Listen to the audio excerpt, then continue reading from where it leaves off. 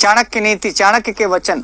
तो चाणक्य का एक बहुत सुंदर सा वचन है जो हमारे विद्या से जुड़ा हुआ है कि हम आखिर क्यों पढ़ें, हम ज्ञानार्जन क्यों करें, हमारे लिए विद्या कितनी उपयोगिनी है।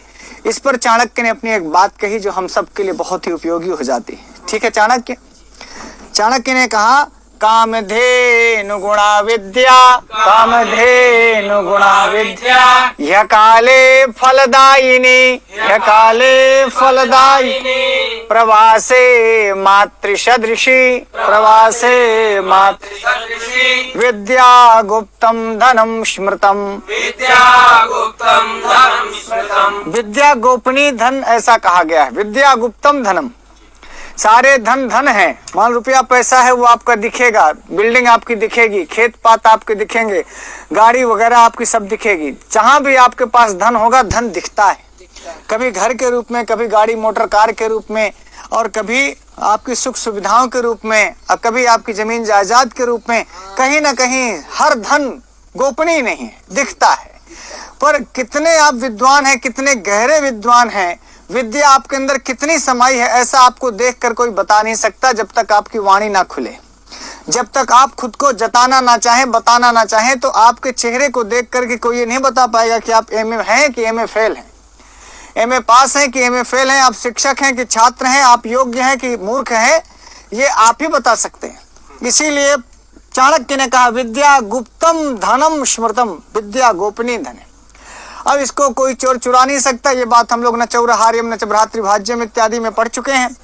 अब कहा ये विद्या का लाभ क्या है, इसलिए पढ़ना चाहिए झाजी कि प्रवासे मातृ सदृशी विद्या, ऐसा विद्या प्रवास काल में, विदेश काल में कहीं आप गए और आपको आवास नहीं मिल रहा है, कोई साथी नहीं मिल रहा है, कोई मित्र नहीं मिल रहा है, आप अकेले हैं, तो मातृवत आपका ये पालन करेगी।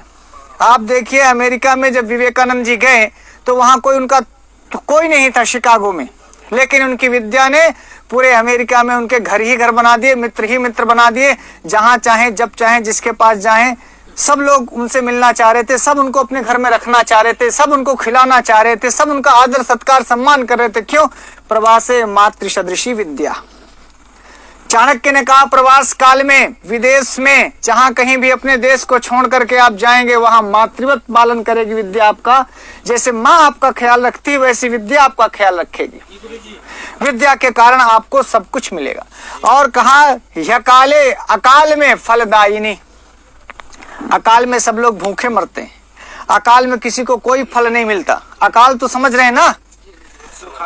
हाँ, सूखा अकाल, खेती के संदर्भ में अकाल। और अकाल माने असमय में भी फलदायिनी, जब कोई समय नहीं होता। देखिए, जब आम का समय होगा तब आम फल देता है, जामुन का जब समय होगा, बरसात और गिर जाएगी तब जामुन अपना फल देगा, गेहूं का अपना फल देने का समय है, धान का अपना फल देने का समय है, कैथा, बेल, जितने भी फलदायक वृक्ष हैं या कोई फलदायक सस्य है, फसल है, सब समय फलदायिनी, काले फलदायिनी।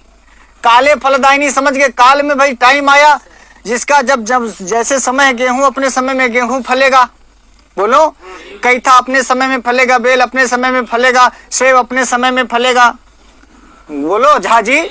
लेकिन हमेशा हर काल में जो फलदायिनी है वो विद्या, यह काले फलदायिनी, अकाले फलदायिनी। कोई समय नहीं, जब हो, सुबह हो, शाम हो, दोपहर हो, जनवरी हो, फरवरी हो, मार्च हो, अप्रैल हो, मई हो, जून हो, जुलाई हो, अगस्त हो, सितंबर, 12 महीने ये फल देने वाली, ये काले फलदायिनी, सभी ऋतुओं में फल देने वाली है। सब दिन में, रात में, सुबह में, ठंडी में, गर्मी में, बरसात में, कोई काल नहीं। विद्या के फल देने का कोई टाइम नहीं, कोई समय नहीं।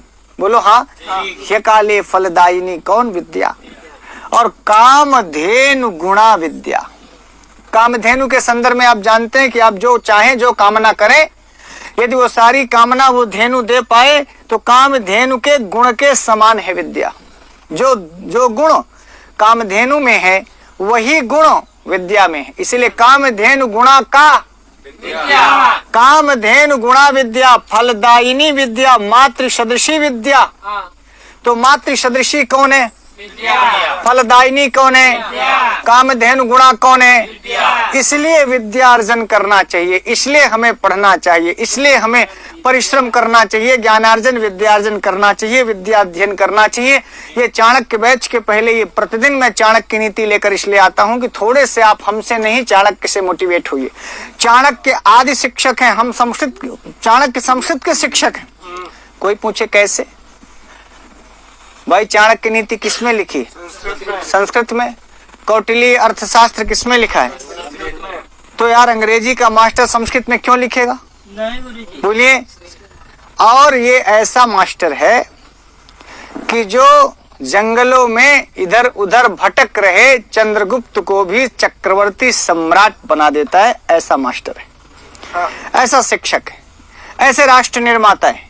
इसीलिए चाणक्य को हम ये कहेंगे, एक हर शिक्षक बनने वाले के, हर शिक्षक बनने वाले जो शिक्षक का सपना रखते हैं उनको चाणक्य को अपना आदर्श मानना चाहिए इस मामले में।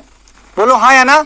तो चाणक्य ने विद्या के संदर्भ में चंद्रगुप्त मौर्य को बताते हुए बात कही कि कामधेनु गुणा विद्या ह्य काले फलदायिने प्रवासे मातृसदृशे विद्या गुप्तम धनम स्मृतम। समझ में आ गया?